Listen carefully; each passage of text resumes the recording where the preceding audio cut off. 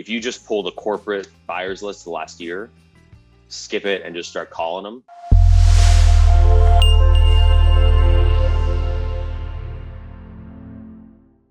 you're going to start talking to, like, it might take you a bunch of rounds, but you're going to start talking to investors in, like, go zip code by zip code. You're going to start talking to investors in zip code, and you almost just reverse engineer it. Like, find the guys that are buying. What's up? Are you buying right now? Are you not?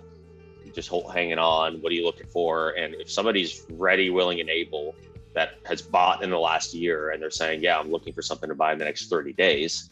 I'm trying to figure out exactly what that looks like, and then just go find 1,000 potentials that I can market to heavy for 7 to 10 days, and, like, just go find a deal. So in those cases, I would be looking at some of these lists. Skip tracing with the hedge funds. It's really tough. Here's the deal, guys. So, like, as the buyer gets bigger or more corporate, the less accurate the skip is going to be, or the less hit rate there's going to be.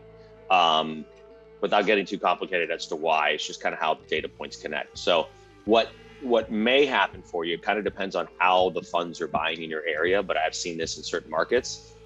Sometimes the local representative who's actually making those decisions, sometimes they'll pop up on one of the properties in the fund. The reason they'll pop up is the mailing address. Like, when you look at it, we've done this in weeks past too.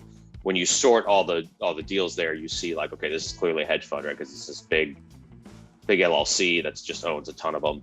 And they have a mailing address of, like, Texas or New York or wherever it may be. So you'll go down there and it'll all be the same, except for one property will have a different mailing address on it. That'll be a local mailing address.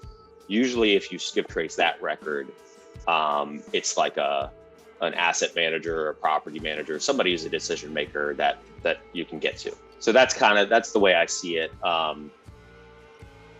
Or honestly, like, that's the other thing too about why you should be talking to the corporate buyers in the last year, because some of those guys are selling to the hedge funds. So if you just start talking to them and start a relationship, now it's like, hey, I see you moving deals, or I see, like, stuff who you selling them to, what's going on. Like, this is all just part of that relationship in your market.